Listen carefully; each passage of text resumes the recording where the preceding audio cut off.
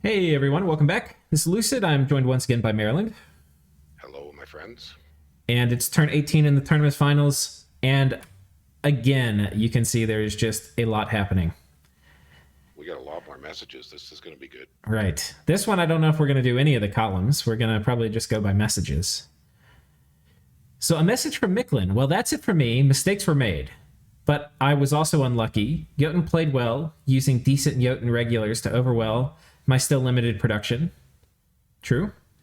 In retrospect, I definitely have taken higher Dominion and be more conservative in expansion to end up with more troops, if less land. Okay. Right, and that's the classic trade-off. The more risky you are in expansion, you may get more land, but you're going to have fewer troops at the end of that. And in his case, he failed expansion several times, which resulted in less land and less troops.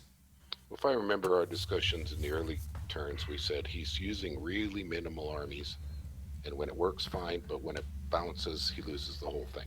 Right, but even when it works, it was still a high attrition strategy. So yes, you'd want an early war with Micklin, regardless. So territory is not that important. Anyways, good game to everyone, and I look forward to watching this on YouTube. Yeah, and I think we talked about. I haven't played middle-aged Micklin in a long time, but it is the bastard stepchild of Micklin, and one of the weird. I think it's a weird nation to do well with. Yeah. It's gimmicky, that's for sure. You have good mages. You can do cool things with Eagle Warriors, but like your Eagle Warriors are going to be a gimmick. Well, and their magi are kind of. I should just look them up, but if I remember correctly, they're kind of spread paths, sort of all over the place. You got a little bit of everything. Yeah, it's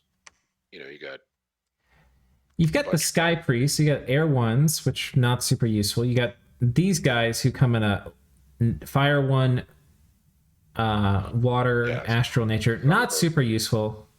Definitely a downgrade for the Micklin Priest. Yeah.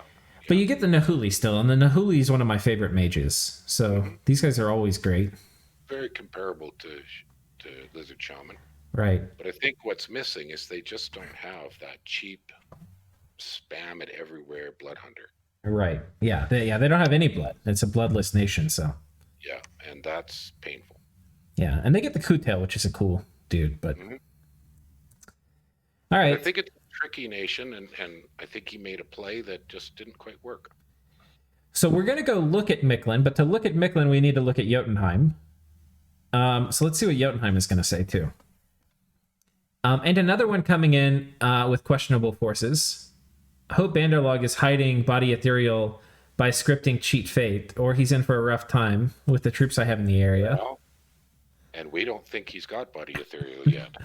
No, we don't. Because he doesn't even seem to have luck. No. Which puts him quite a long way from Body Ethereal. Yeah. And Vanarus, that doesn't move this turn. What a weird war. I wonder if he's hiding Vignetas that could do Moss Body or maybe even Foul Vapors. Maybe. Arco, who's... Oh, Arco the player. So that's Pelagia. Asked for a nap 5 and for permission to walk through my fort to reach the lake. I don't care much for the lake, but I need my fort turns, so I told him no. Yeah, he's not in a good place to lock down a fort even for a couple turns right now, because he's got two wars, three wars. He's cleaning up one. He's got 2 new wars. Yeah, no, I can see why he wouldn't want to agree to that. So he wants to get to this lake through this fort, is what he's thinking. Yeah. Oh, which is Sea Trolls just conquered. Oops. Oh, that was Pangaea's. You know, there's a good thing about getting to this. Getting to this means that it's gonna provoke Pangaea, which is a good thing for Jotunheim, probably. Like Jotunheim would love for Pelagia to mess with Pangaea. But when Pelagia requested that, did he realize that was a Pan? Yeah, he would have had a scout here. Yeah, so he's basically saying, I want to use your fort to pick a war over Pan. Why wouldn't you just walk across Pan? Well, because he wants to get this, right? And for him, it would be 2 moves, so he could get intercepted here before he gets to the lake. But once he gets to the lake, he can raid outwards from there. And also, it wouldn't look like he's attacking Pan. It would look like he's starting a war with Jotun. Right. Okay. Well, that's an interesting bit of disinformation he's talking about. It's like that famous story of throwing the dead guy on the beach of Normandy. Yeah. Or Italy, actually, is where they dropped off the dead body. Right. So a misdirection. Okay, so he took a nap too. Must be busy with Satis, but he's not. Okay. So we don't have much insight into what Pelagia is thinking right now. No. Reaching Alt 4 this turn, so Scrotty will be able to play. Oh boy. Oh my. So he's got Body Ethereal Scrotty coming out. Next turn, Enchantment 4 for Cloud Trapeze and Construction 4/5 in any order. Cloud Trapeze is probably for his god. I guess so. But also he got those Illusionists, which he's going to be able to Cloud Trapeze with. Yes. Right. Huh, nice. I think that Illusionist province also, if it's the one I got in the game, I got it in my tournament game, it's the one with 4 air gems a turn. Oh, it's a different one. It gives 2 water and an air, I think. Where is it? Oh, okay. Because that was a juicy province. This one. Oh, that's Mirror nice. Lake. Yeah. Okay, so his ability to Cloud Trapeze is going to be a little dependent on his air gems. Right. But he'll have air gems coming. Yes. And he sent another message. Jotun, again, that Northeast Throne is a very lucky find.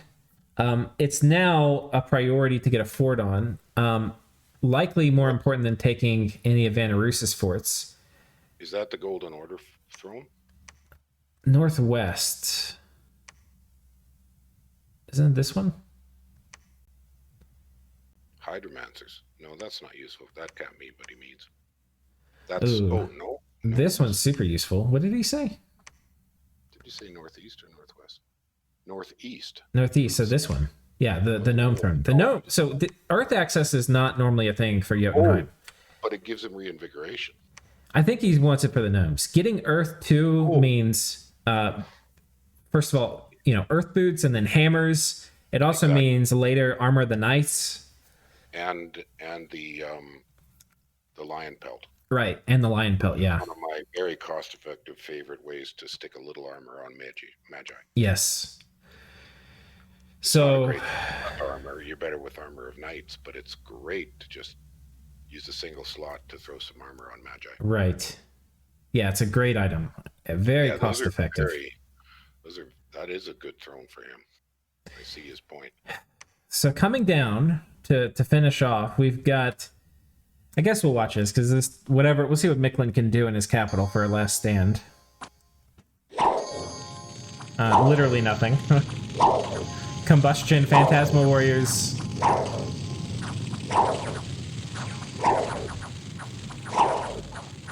Alright, guys. Pour one out for Micklin.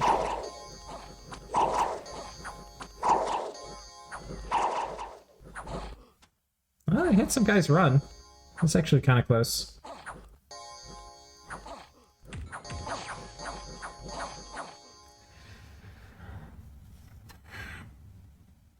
Yeah. You have any thoughts there, Maryland? You must be muted. Oh, sorry about that. I did. No, I don't have much in the way of thoughts. Jotun can afford that little loss. He just took 2 forts for free. Quite five eddies. So yeah, that was very. So he can totally redirect whatever armies he wants to wherever he wants to. Mm-hmm. Just go south a little bit. That farm looks like he just took that back from Bandar. Yeah. No, not the farm, the forest. So, this one, yeah, he took it back. Jotun versus Bandar. So a tiny bit of PD, just did really cheap. Yeah, and they're still sitting there. They're still sitting there. And he did PD dump a bit. It's very strong, so that's 20 plus. Oh yeah, 27. So he was thinking they would ride off and fight him, and they haven't. Well, frankly, Jotun's in no hurry. Yeah. I don't think. I mean, it made sense for him to finish those 2 forts. Now he's got two more forts available to pump out his giants. Oh my god. And then he did, okay, so Ulm did what we were thinking they would do. Exactly what you suggested. Oh boy, Bandar is in trouble. Completely denied Bandar the ability to PD dump on this fort. Yeah. And by the way, it's worth pointing out, this is the only fort that Bandar... So while Bandar has spent all of their money on forts, every single penny has gone into infrastructure, basically. This is the only fort he had that was upgraded and had a lab and a temple. So the only yogi farm.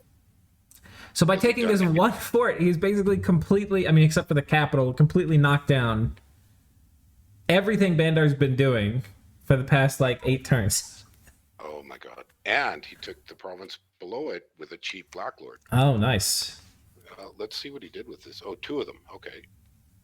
Really on the cheap. So great swords of sharpness, you think? Yes? No. Hardwood club? That's just something that dropped probably from a lucky event. Look at that. What a clean. Oh, and it's the Jade Maidens. But that's a nice bit of diversity for home. Yeah. Because now we've got Jade Priestesses and Jade Sorks. Yeah. Oh, that's nice. Pretty clean. Little dicey sending 2 in without any gear at all, but you can see it worked. Well, yeah, or the other option is 2 Black Lords with a couple of bodyguards each. Actually, I think optimally you want, they're size 3, so you want 3 bodyguards each, I think is your magic number. Right. Or even just 1 each. Oh, buddy. Let's see if we got messages from these players. So, nothing from Ulm and nothing from Bandar, so I guess we'll cover them like normal. Yeah. So all we can do is interpret to the best. Bandar, they're finally decided, okay, maybe we should get troops. So they're starting to get light Bandar archers, which...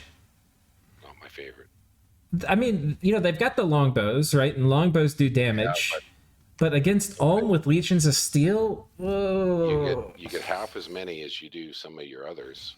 And I think you might have done better with those chakra throwers. Or light Bandars with sticks and stones. I'm not a big fan of the Bandar. The 18 hit points on the Bandar Light Archers is nice, but they cost 18 gold. That's twice as much as the Tavi, and they just barely do more damage. Yeah.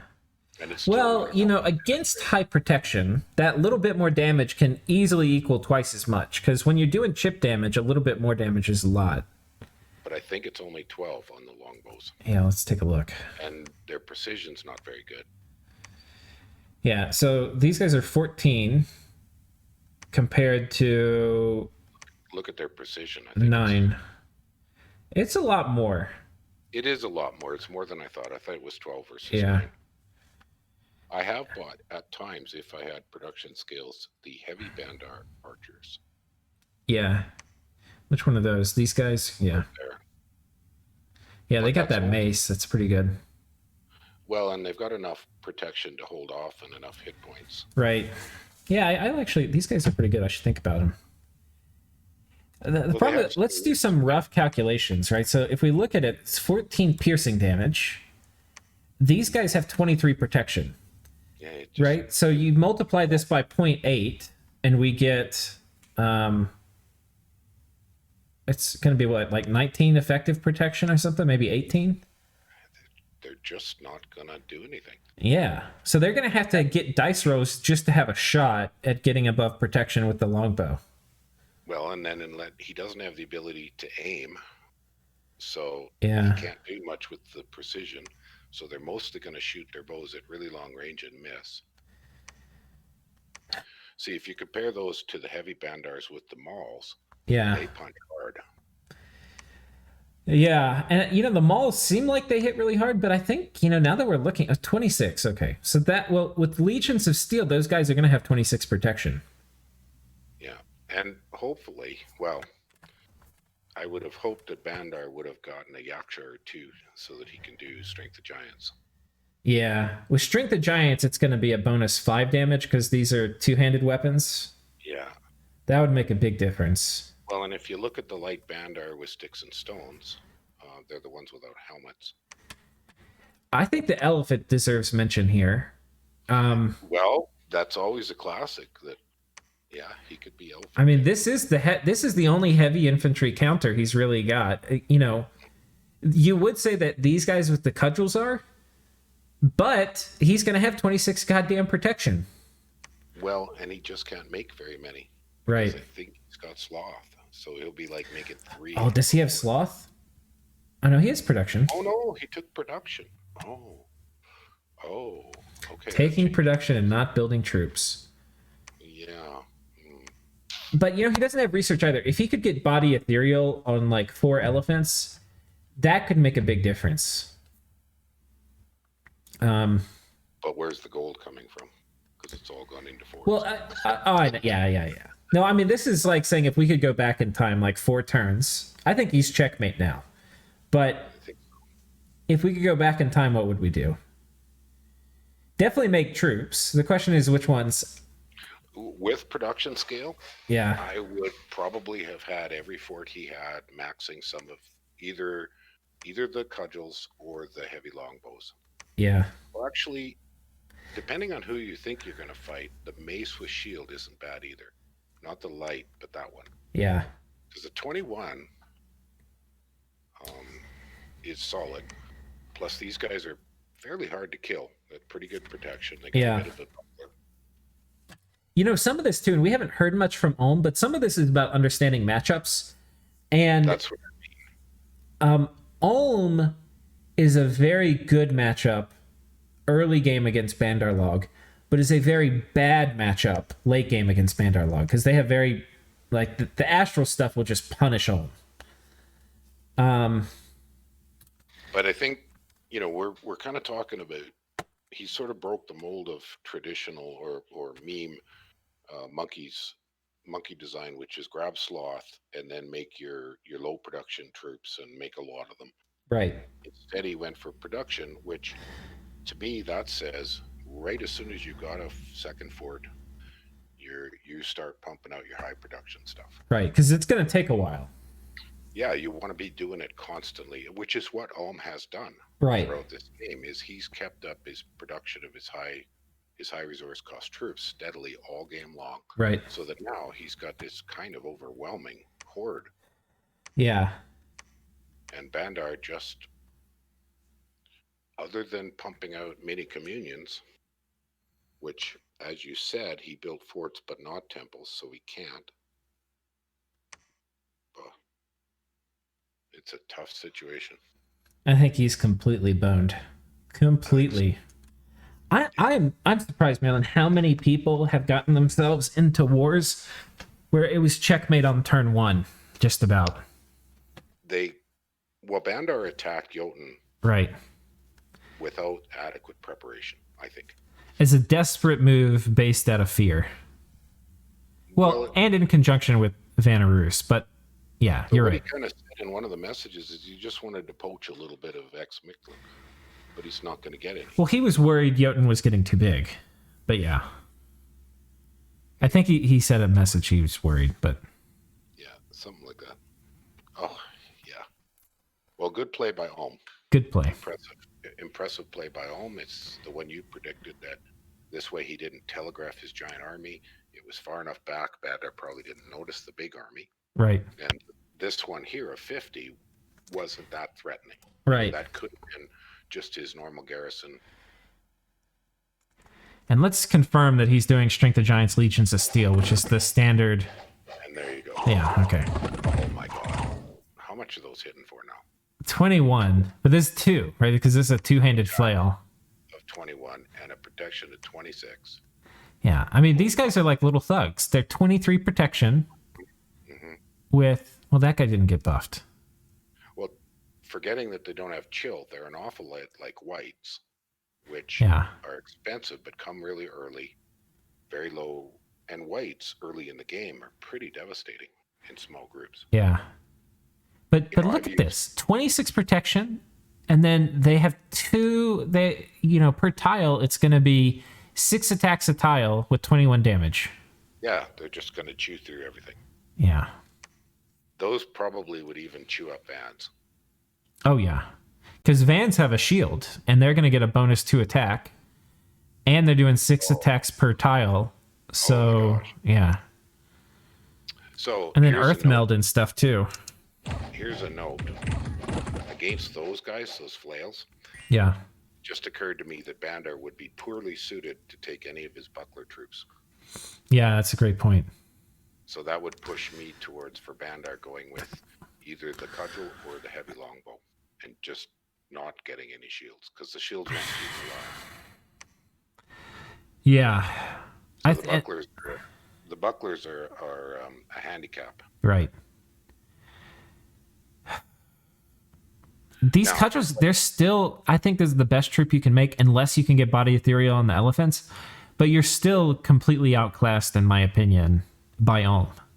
Well, your idea, though, of elephants, if he has money stored up, which I don't think he does, but if he did, an emergency elephant production would work.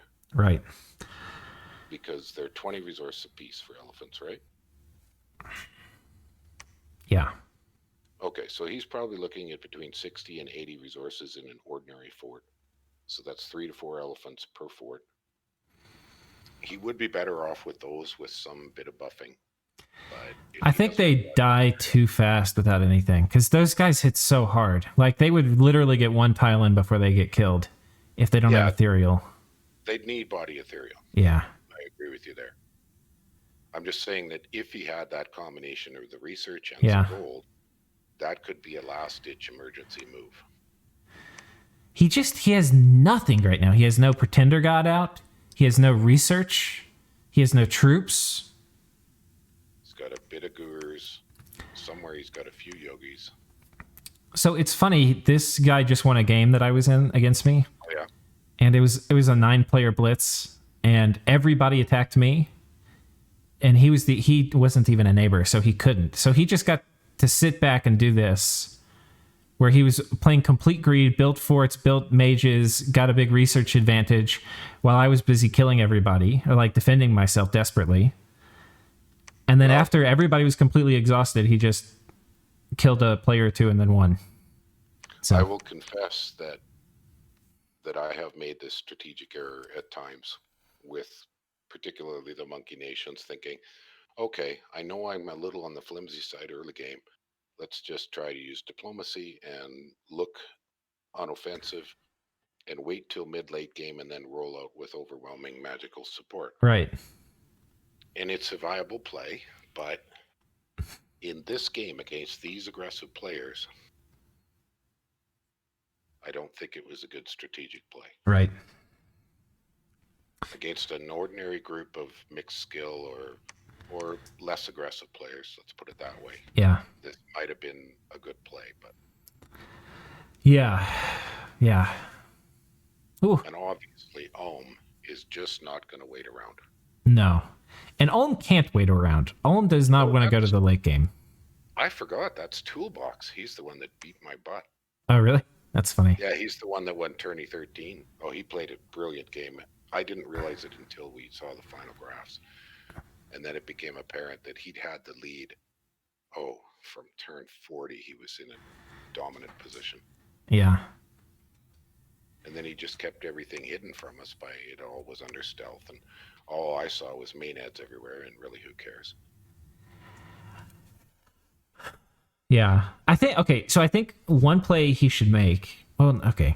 These guys would potentially raid here. I think what you do is you consolidate these raiding forces here.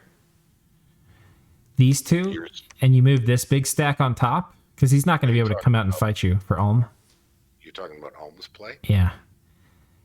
If I was Ulm, I'd be taking advantage of the speed of those Black Lords and penetrating deep and encircling Bandar's cap. Yeah. Just throwing him totally off balance. If those guys die, who cares? Just make more. You're right. But I think if he combines here, then after this, he can split again. But yeah, I would keep the initiative up by having another raid force in that frozen bit of farm just north of his fort.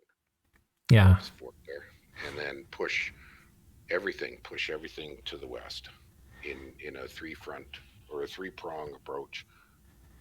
Yeah. Main force sieging, Because at this point in time, it would be to his advantage to lock down as much of Bandar's territory from poachers. And then not worry about Bandar's capital for... He could wait 5-10 turns if he circled it. Right. But he and the thing is, Bandar has to defend his capital because it's his only fort left which can make a mage. He has to. So, like, this turn, Bandar's moves are pretty obvious. These two armies both have to defend the capital. He's got to pull... And he's got to bring his remnants of tigers up north back down. Yeah, these guys have to come down. This army, if I had this army here, I would probably put it here in anticipation of taking the Black Lords. But the interesting thing about doing that is if you bring this guy in plus the Black Lords, he won't be ready for that, and then you probably kill this army. I don't know. So he spent, my math says 406 gold on that PD dump up north. And now... Oh, yeah. Now it's completely useless. Because he's going to have to abandon this. Yeah. And Jotun will kill it with taking no losses. Yeah, he'd have been better off to sell that back to Jotun for some tidbit of gold. Yeah. You give me 400 gold, 2 turns worth of the income, and you can have it back. That would have been 4 elephants or something. Yeah. Ooh. But that's talking hindsight. So, yeah. He did not... We saw the move of Ulm. But I think he did not see it. He did not see that big force coming from the forest. Right. And you wouldn't, unless he had a scout here, he wouldn't see it. So yeah. Although, given that he's got those forts down there with no temples and labs, the obvious thing to be pumping out of them is Marcata scouts. Yeah, that's a good point. Like, I'd have been pouring 2 Marcata scouts out of those every turn until the temples, and that's what I do when I make a new fort for almost anybody. If I don't have the cash for the temple and lab, then I just pump out scouts or indie commanders. Not indie commanders, but like those Atavi stealthy commanders that can both ferry troops and scout. Yeah, I'd like to pretend I do that, but I'm really bad about scouting.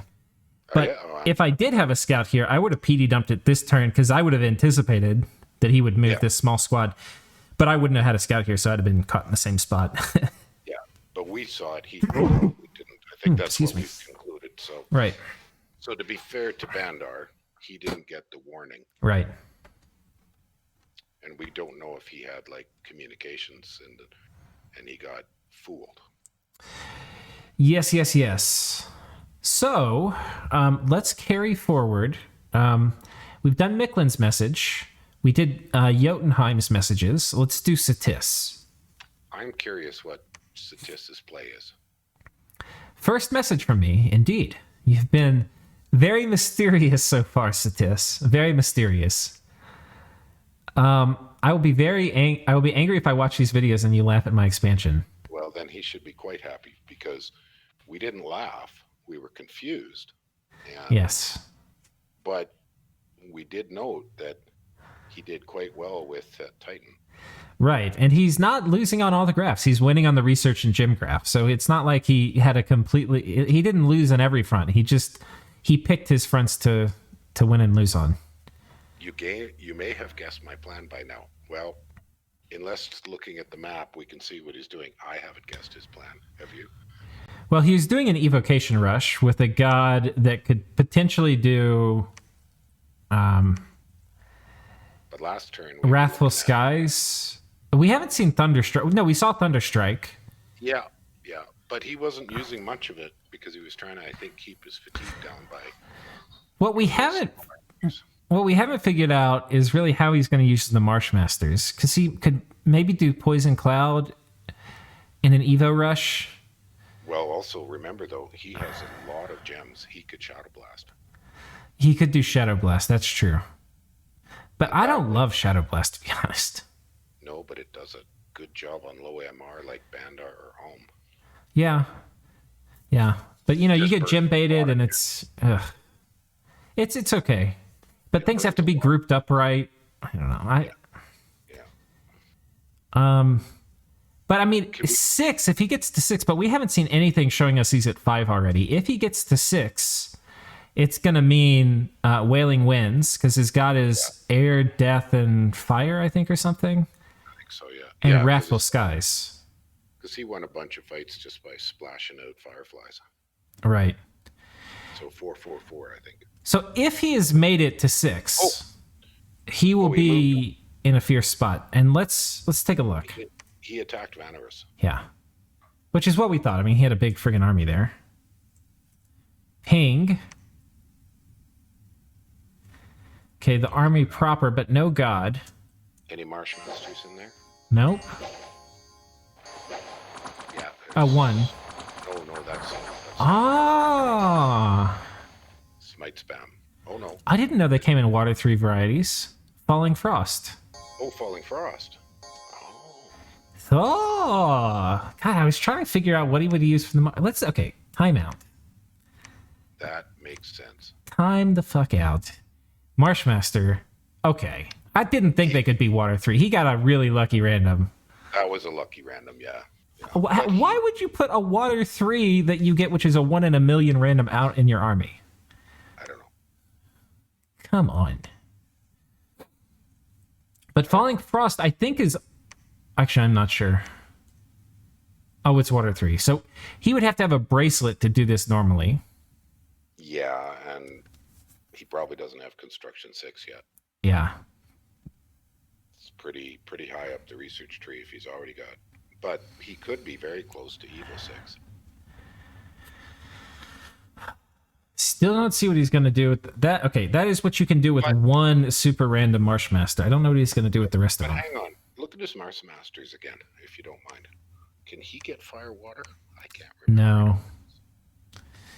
Nope. He can't. Okay. We'll pull him up, though.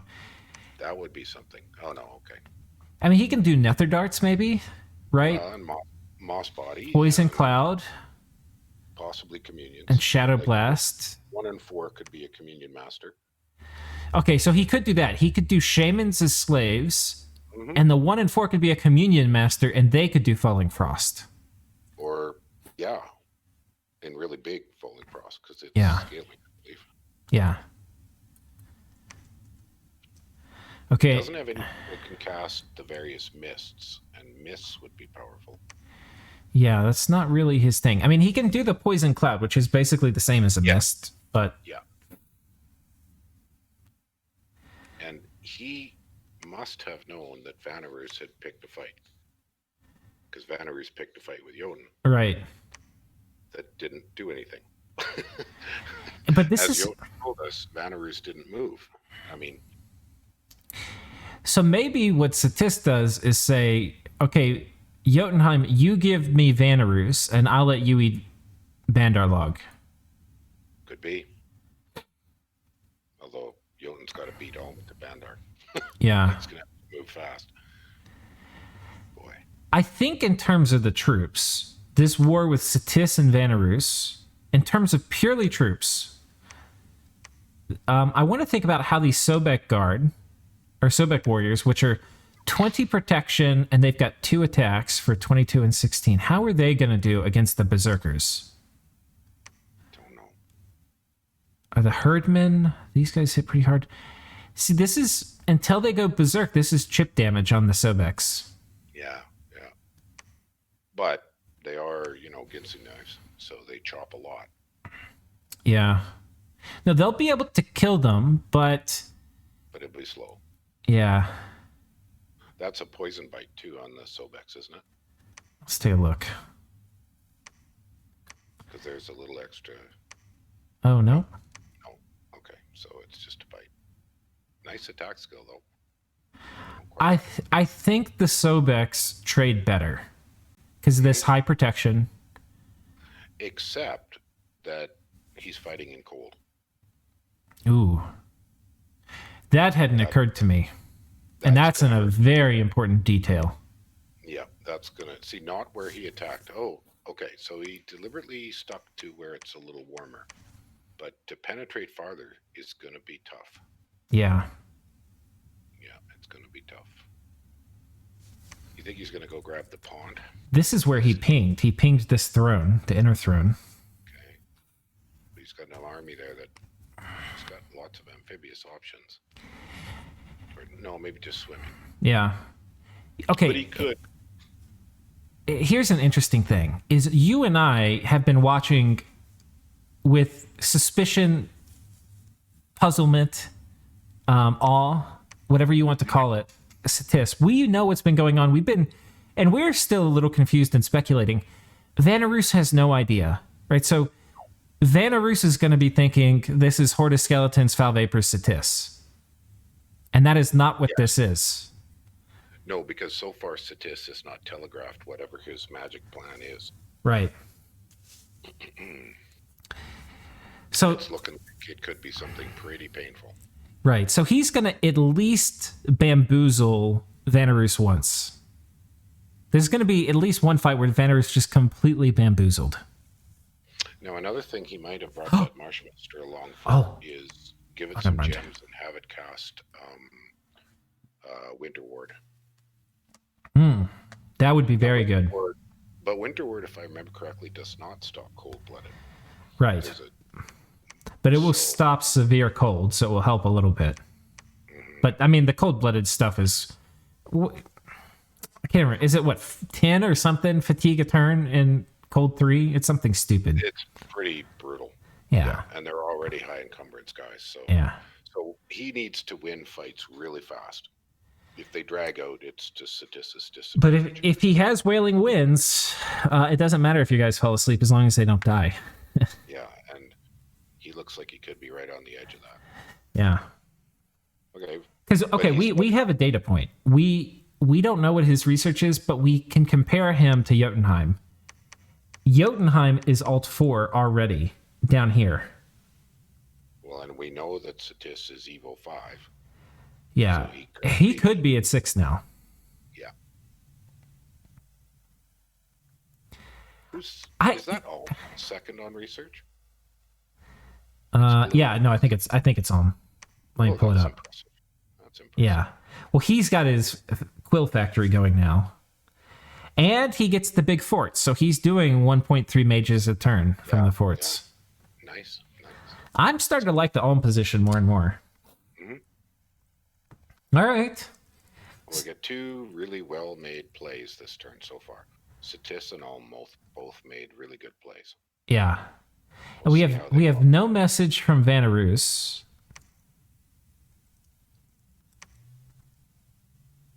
Yeah. Oh. Holy cow. So another 3 or 4 players look to be in deep distress. Yeah. Bandar and Vanarus are distressed. Other than the 3 we already knew, which were all but dead. Let's take a minute to look at this Vanarus position. We haven't talked about them a ton lately. Well, he played a good early game. He took a bit of a beating on that throne. Right. And he did a kind of low commitment attack into Jotunheim. Yeah. Now, these units, the Vignetas, Satis mentioned them, I think, in a message, but... He did, yeah. Or maybe it was Jotunheim. I can't remember who. But Jotun, yeah. But these are a pretty critical part, and they don't look like a great mage here. You get a fire, air, water, nature, so you're going to potentially get nature, water, too. Otherwise, it's going to be more random paths. But 1 in 4 of them is fire, water. That's acid. You know. That's true. That's a big deal. And 1 in 4 of them is air, water, which gives him the clouds. I mean, I can't remember. He needs some boosting. Right.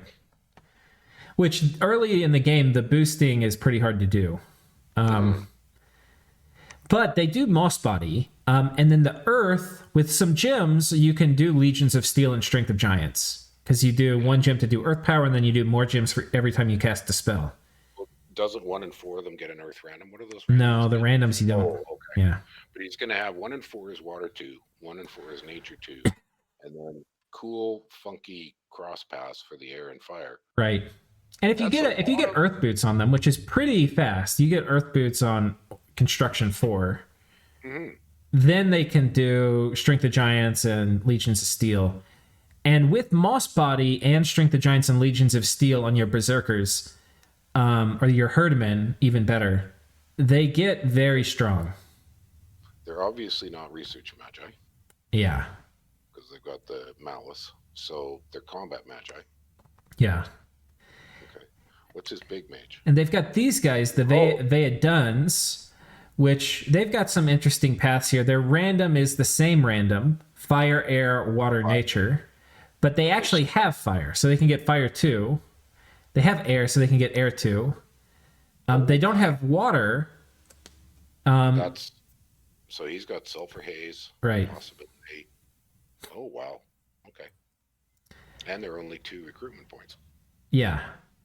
So these are cool. They're the forest recruits. Of the ones he gets at home, he's got the sages, which get the air random, so they're air 2. Otherwise, it's going to be a cross path. They can potentially even get air 3, though. You have to get really lucky. But he's going to have to use most of those researching. Yeah.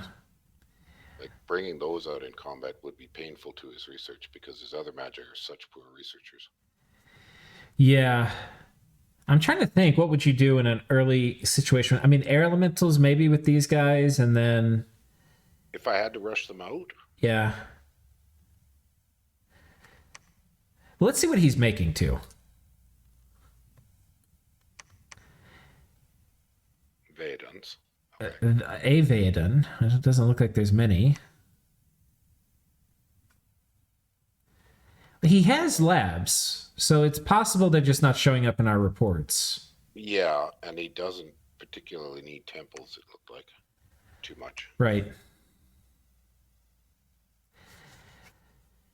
I'm not seeing indications that he's rolling combat magi out yet, so we might see those soon.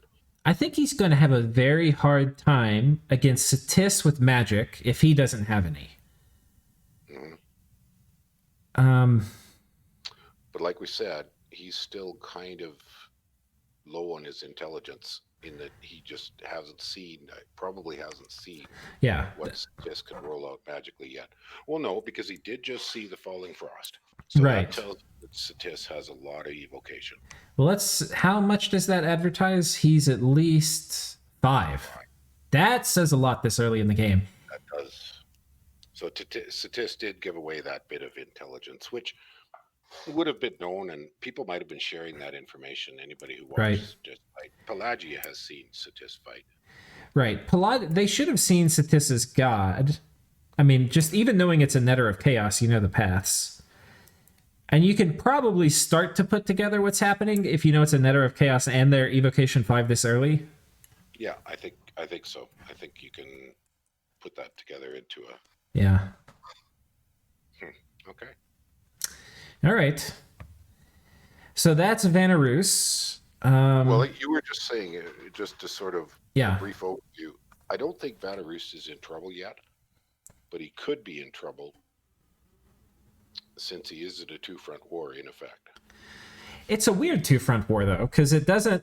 the 2 fronts are fighting over the same territory. Yeah. Like, they can't both invade him, really. Well, and Jotun has not made aggressive moves north. Right. And Vanarus did not make any more aggressive moves south. So, did we get a message from Jotun? Yeah, we did. We've read it already, I think. Right. Yeah. So he's got a complex situation. Jotun does. Okay, so that's Satis. Pangaea, let's take a look. I've been being lazy about sending these, so here's another update. And by the way, Pangaea, you have the best messages. They're usually funny. White Centaur can move from my cap to 144. Arco, Pelagia, got a nap off me. That was a mistake, yeah. I remember us saying, why is he playing nice with Pelagia? I then had to give Nick one so that he wouldn't think, perhaps even rightly, that I'm about to go for him next. Okay, who's Nicknight? That's Uruk, right? So. Oh yeah, okay. Right, Pelagia, and then we have Pangaea, and then Uruk's above him. You know, we didn't really talk about Uruk last turn because he was so quiet. Yeah, nothing happened. No. So, players have to do things if we're going to talk about them. Yeah, there you go, guys. Okay. Shouldn't have agreed to that. Real diplomatic blunder. And the breaking news, and breaking them now is just as bad. Yeah, so he's tied himself up that he doesn't have a lot of action available. Well, do you remember? So he's got naps here and here. I don't think he has a Jotun nap. No. And I haven't heard anything about him napping Agartha or Ashdod yet. They just agreed to eat this player together. Yeah. Yeah. And then nothing about, unless we missed it. Yeah, we could have. We have been taking notes, so it's entirely possible we repeat ourselves. Okay. Real diplomatic blunder. Look at him trying to act all cool like he doesn't nap and then actually napping. Oh, I'm too cool for napping. Yeah, okay, whatever.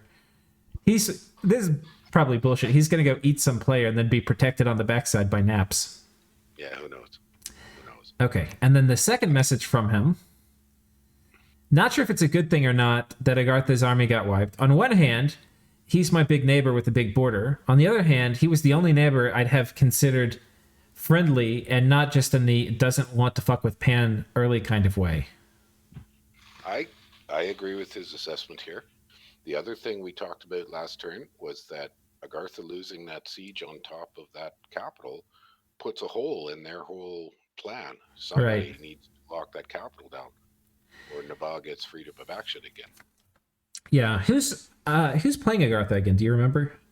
Yeah, I got it right here. Just give me a sec. That's JohnnyJohnny.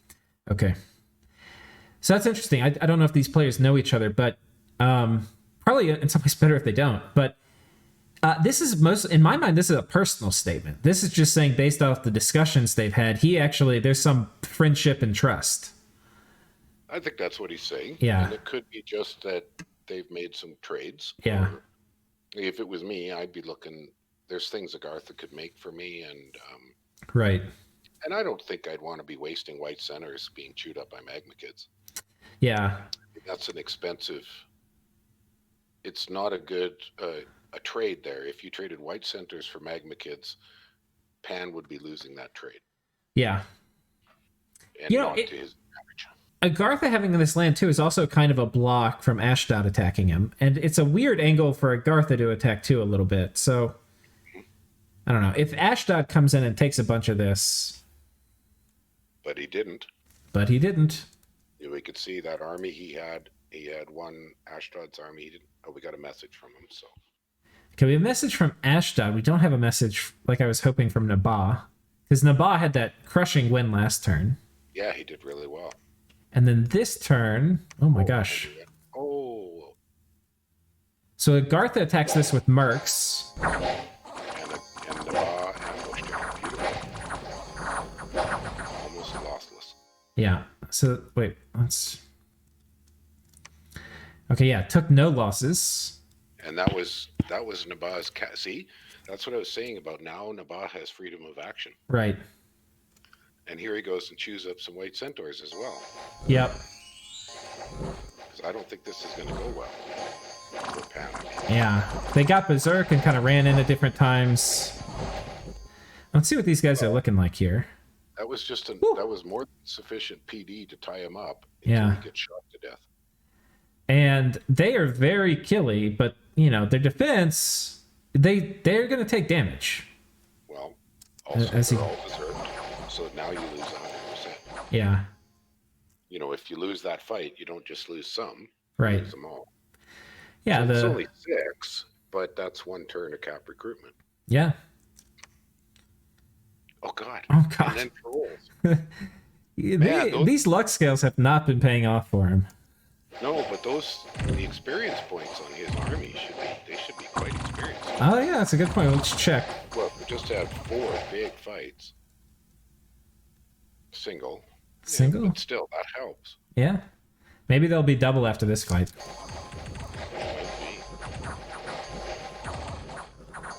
Well, that played out well for Naba. Yeah, so lost 3 attacks, didn't lose a single unit. No, and lots of province defense. He that's a pretty big dump. Yeah, let's see how much he's got. 21. Yeah, so not outrageous, but. And this fort isn't cracked yet, but, I think this is where realism has to set in, and this squad is not going to do anything about that. No. But the burning question is, of these three guys attacking Naba, they really need to, or I would suggest that the three of them need to work out. Somebody has to get back on that capital, or Naba is just going to continue to counter raid. Right. And be a pain in the butt. And these Anakites probably can move because they're fast-moving units. They can probably move on top of the capital here, but he may want to consolidate forces. But note that that army that's sitting in that swamp was in that fort just south. The Ashdod army. So it moved to its northeast, and I'm not figuring out what that play is. Well, it couldn't cross this river, and it would have had to have attacked Agartha. So I think it's getting in position, but this army I don't think can go on top. So my guess is he consolidates here. Mm-hmm. And he's brought up some little Bakamonos. Right. I see them coming there. So see, the thing is, a lot of this fight was won versus Agartha with archer fire and some mage support. And a lot of the mage magic was fire magic. The magma bolts and the fire elementals did a lot of damage. And the archer fire. Because even the little fireflies, because those shard guard were burning most of that fight. Yes. And that's not going to work against Ashdod. Because Ashdod has much better shields. The higher parry value means they're going to block a lot more of the shots. And they have built-in fire resistance. So if these armies combine, I don't know if the same trick will work again. Yeah, but aren't those... I can't remember the name of his Naba's big magi. They're air and fire. So he could swap over to lightning spells against... Yeah. I don't... Do you remember what his bless is? I don't really remember. We should have really... it is shock... He has 15 shock resistance. Oh, okay. Because I remember he was next to Micklin and thinking... Right. That's not going to work for Micklin. That's right. Okay. I don't know. Naba's doing well, and he's holding on. And he's got some freedom of action. Because he could cheaply raid to his south and take back some lands from Agartha and get some gold again. Yeah. He's probably better off to cheaply raid south than he is to try to counter raid north. Right. White centaurs that you can't see would hurt. Yeah, even a few white centaurs with some PD would be pretty devastating here. Like 10 white centaur plus like 15 PD would probably kill this. Yeah, a lot more dangerous on the defense. The problem with being aggressive and raiding the cap circle is these Anakites could jump your cap. Like this squad, I think, would be able to kill the PD he has on the cap. Well, I was thinking some really cheap bit of raiding, but I don't know if he's got anything. Like a single mage with a single gem. Oh, yeah. Yeah, that could work. That kind of really cheap stuff. You send out two mage. Yeah. If he's got those, I can't remember if Naba has that kind of thing, because he doesn't want to use his Malika for that. Yeah. Okay, that's a good point. But it's a possibility anyways. I wouldn't know. That nice line of heavy archers he's using are better kept within a single turn move to his capital. Right.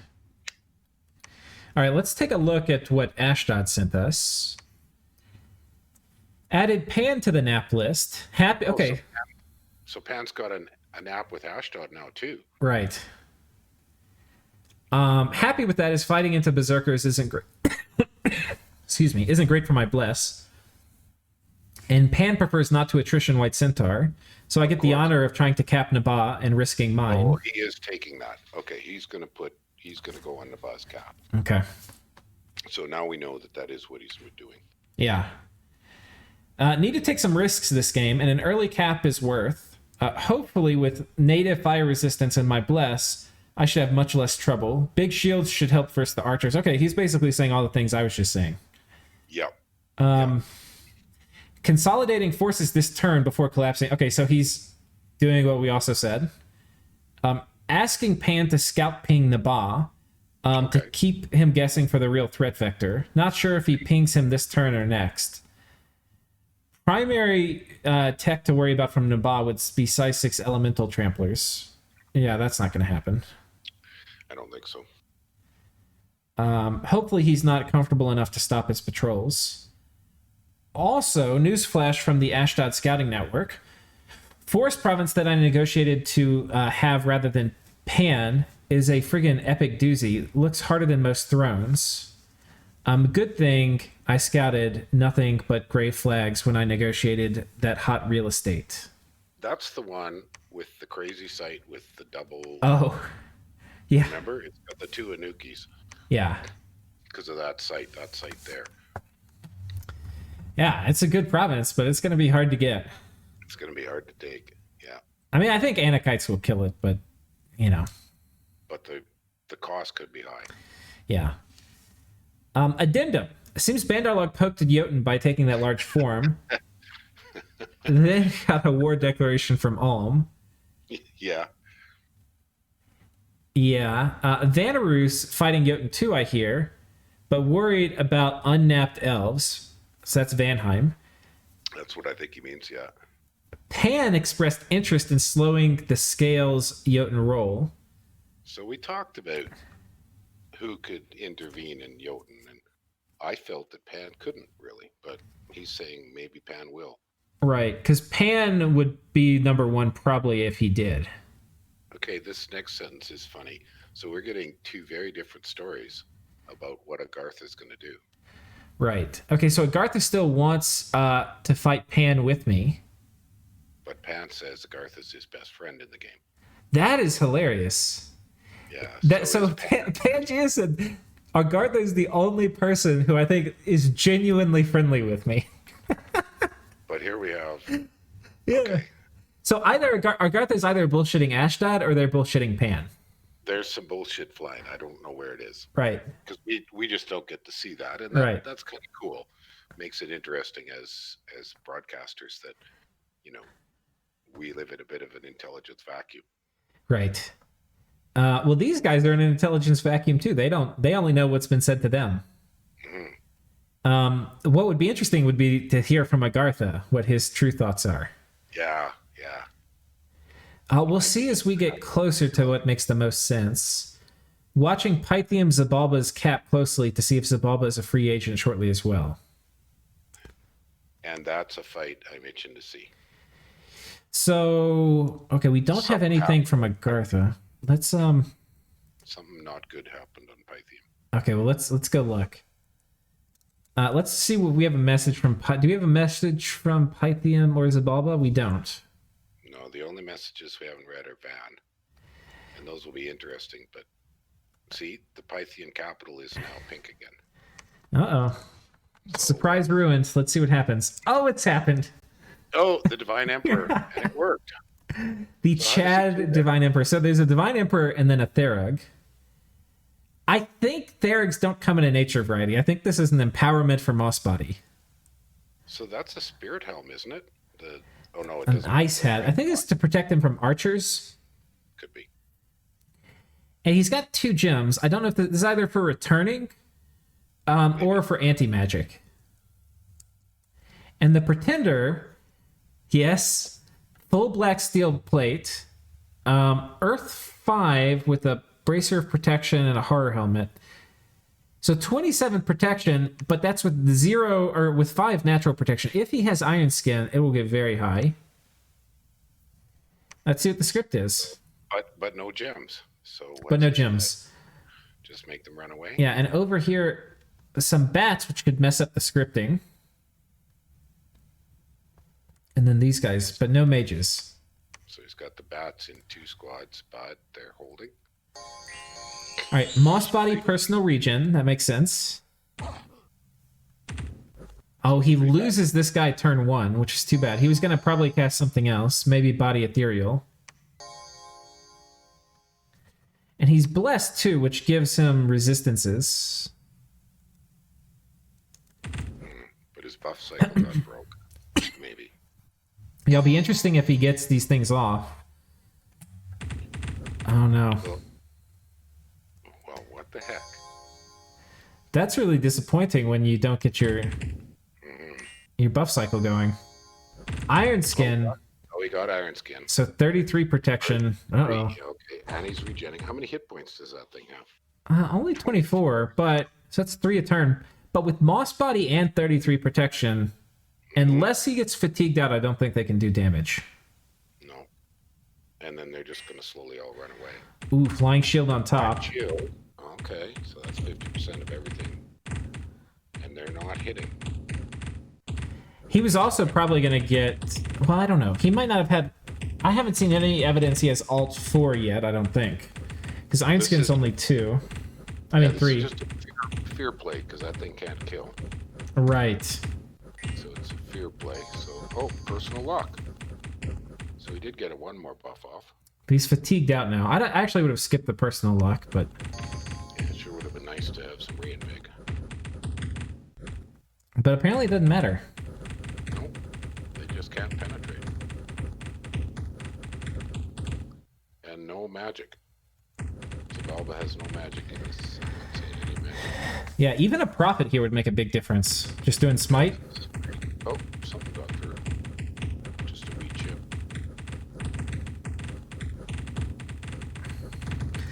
The Divine Emperor Thug. You've seen it here first. Well, now we're laughing. Ooh, that one hurt. Is he poisoned? No. Oh, he's got lots of poison resistance. If Moss Body goes, he might be in trouble. Oh, one squad round. Another squad round. So it's the Sacreds left. Wow. That's amazing. And there he won. Yeah, just a fair play. Okay, good move.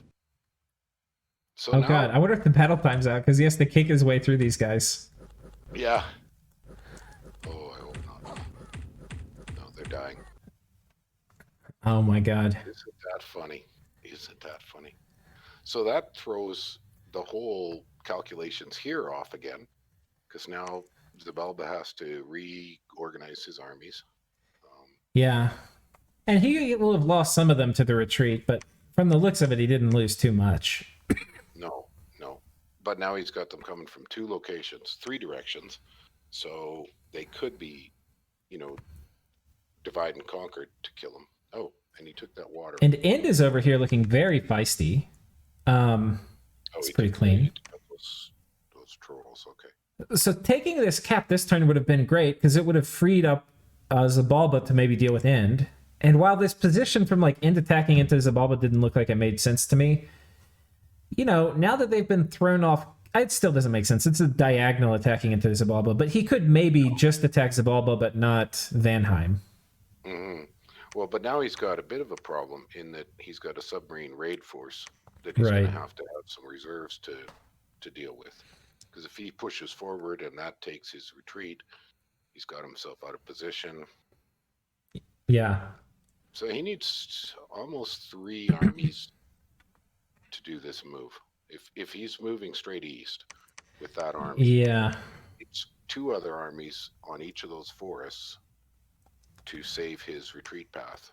Otherwise, he risks a stack wipe. I don't like this war for so many reasons, though. If he's successful, if he wins his objective, he now has this very long supply line to reinforce, to get stuff here, where he can be raided from the water. Yeah, the only comfortable way I would want to push forward for End at this point is get that water back. But how would you? Yeah, I don't know how you do it. I assume he'd have to, make shambler skins on some kind of thug. And I wouldn't want a thug against those obsidian warriors. That could go badly.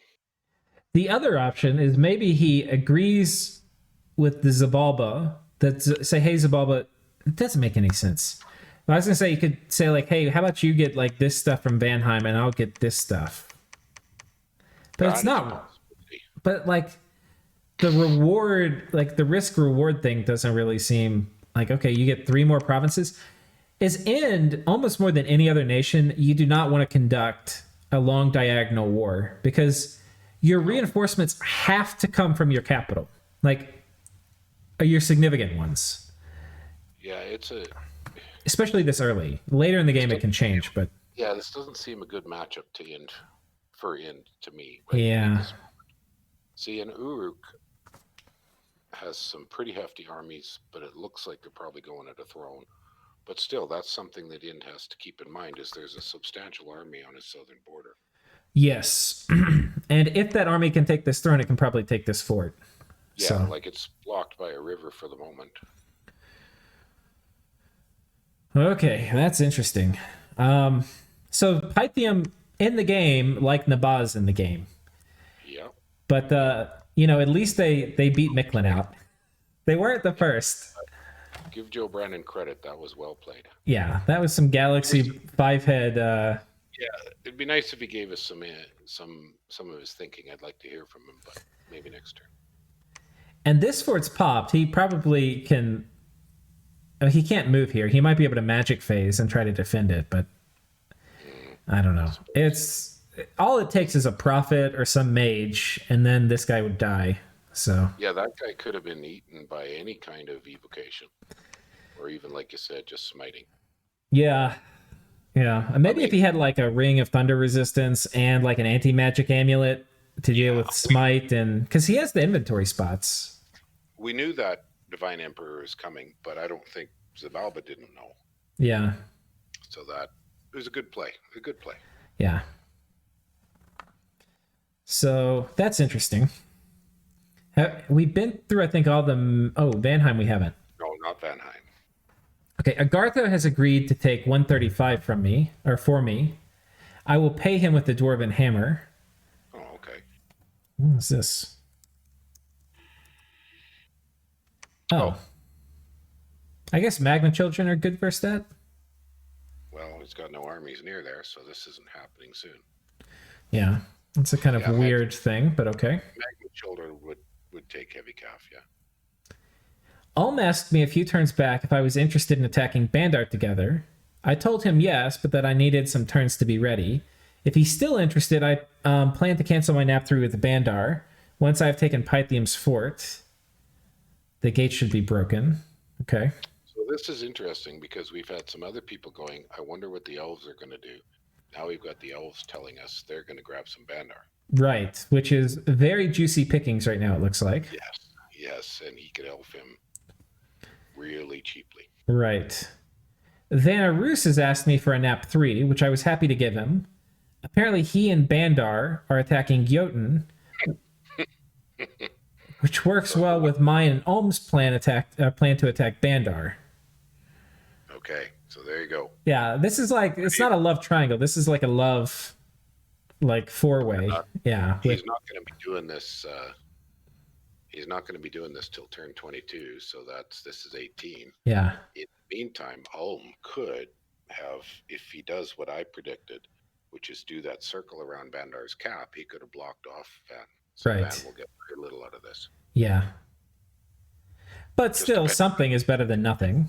So absolutely. Better to go ahead and get rid of that nap. And I mean, the nap with Bandar doesn't give anything to Vanheim. Like Bandar is of 0 threat. Yeah. Cool. Okay, okay, so apparently he sent the cancel message this turn. So that's a while though. Right. And here's his border. So he's got a sizable border, and I think he can Vanheim sail in this era? I forget. Yeah? Yeah. Okay, they can sail. So this lake actually provides some pretty interesting strategic options to hop across from here to here quickly to get this. Mm-hmm. And then this fort, which, has no defense, he can take. Van is playing a very safe game. Right. He's keeping himself below the radar of people's threat and warning. Yeah. And taking very easy fights, which is, a good thing in a way. Well, he lost some bands early, so... Right. He's rebuilt very well, but I remember during expansion he was using those like only 5 at a time, which I think we were saying that's maybe a little too few. I think there was a couple he only used 3 vans to do an expansion. And then he got a couple of his commanders killed. His first scripts, he had the commanders ended up rushing too far front. He cleaned that up later where he started using them on hold ×3. Right. And that worked a great deal better. So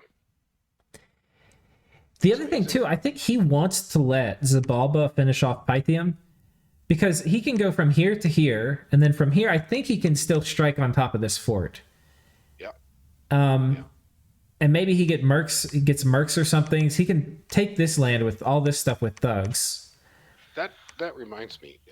It'd be neat to look at the merc screen for a second. Just curious. Skull Smashers. That would be good for Bandar to get versus these heavy protection All Mights. Yeah.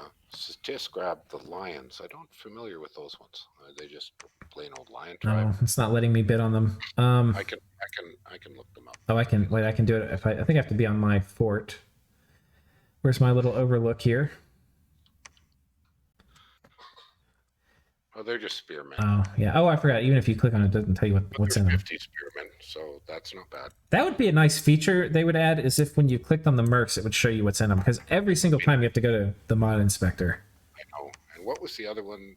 I know the Beast Brothers are pretty terrible. Yeah. They're siege chaff, basically. Yeah. And then the Skull Smashers. So how many... I don't know. How many trolls is that? My guess is it's like 10. 10 big trolls. Yeah. And a troll commander. Okay, that's a pretty tough... Yeah, that would be good against Ulm, I think. Like this, because they're going to knock through that protection. But we've also kind of said that we're pretty sure that Bandar's broke. That's true. Broke in several ways. Mm-hmm. Well, he's just out of money. But that would also be a good force for Vanheim to pick up to raid into Bandar Log.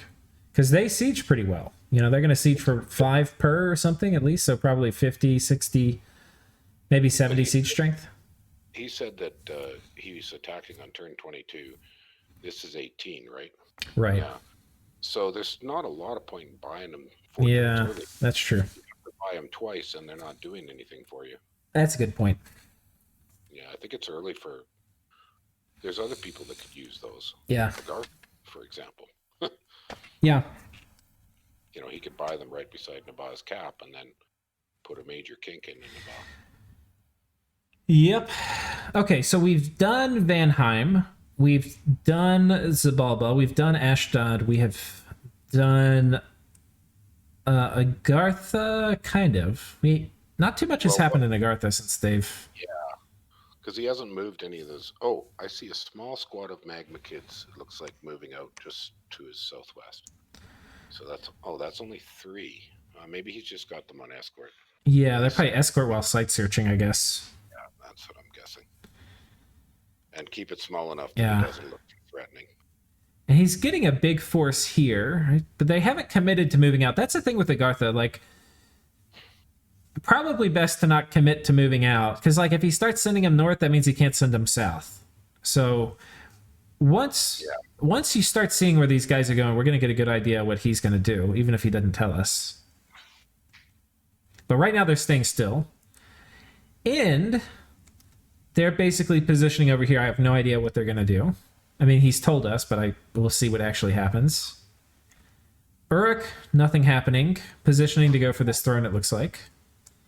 Okay, if I'm looking this up right, I was wrong. Magma kids are terribly slow. Oh, are they? Well, it says here, map move 4. Okay. So basically, he's going to telegraph whatever he does when he moves to anybody who's scouting. Right. So that makes life a little awkward. Yeah. Satis we've looked at, Ulm we've looked at, Pangaea we've looked at. I think we've looked at everybody now. Yeah, I guess the big question in my mind is, what is Agartha's play now? Because he had a significant fail, and he's rebuilding troops. He's probably got a good amount of money. Should have pretty good gems. Yep. Can we look at the gem graph? Yeah.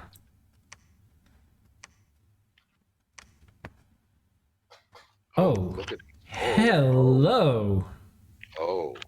Somebody has... Wait, he's got alt. I don't think he has thaumaturgy. The only time graphs look like this is when you're raiding, but that would mean it would mirror score provinces, which it didn't. The only thing that will do this is remote site searching that I know of. Or you got one of those really good sites like the 10,000. Or did he do Mother Oak or something? No. Let's go take a look at his sites. He must have got some nice ones. Maybe he did mass, like Dark Knowledge or something. You need to move. Here we go. Agartha. It's Agartha. Or was that Jotun? That was Jotunheim. Oh, I thought it was Agartha. Jim and Come. This is Jotunheim. Oh, look at that. Boy, he picked up some nice sites somewhere. Did he claim a throne? No. Oh, look at that. Well, he got this, the Micklin stuff. Oh, yeah, right. And that's a lot, but it's a lot. That is a lot. And then the one south, anything? That other fort? Oh, library. Okay. Frozen land, so that's pretty basic. Labyrinth of Skulls. Well, I don't see anything that indicates remote site searching. I guess that was Micklin, taking Micklin stuff. That still seems like a lot. Yeah. Oh, that's good for him. Yeah. And then Pelagia has good gem income. Agartha actually very middle of the pack. Yeah, Pelagia, good gem income. Vanarus is losing gem income. Yeah. And Satis, of course, has good gem income, but we know he's really aggressively site searching. Yeah. Oh man, this is interesting. I feel like Satis is a real player now. That's cool. There's definitely things happening. Yeah. Moving forward. Okay. Well, cool. That was the big one I really wanted to look at just to see if we can learn anything from that. The other one might be army points army size is a little interesting. So nobody had any everybody's building troops. Look at this though. This must be Maenads or something. Hand's starting to go crazy on units. Could be Maenads. Ulm is making lots of troops. Ulm is probably Ulm is very strong right now. They've got all their forts are cranking out units. Their units are going to be higher quality. They're higher quality than Utgards. They're on average, when you consider a lot of these are going to be Maenads, they're going to be higher quality than Pan. Yeah, I agree with you. Where's Ashdod?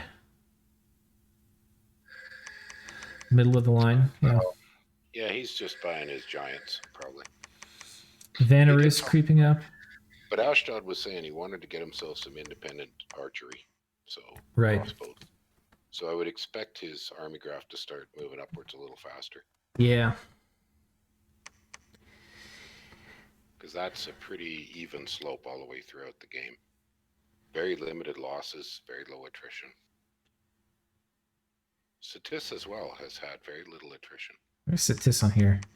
Ooh, they've been making... Was this Mercs or something? How did they get so many troops? Yeah, he owns that big squad of spearmen. Yeah, it's Mercs.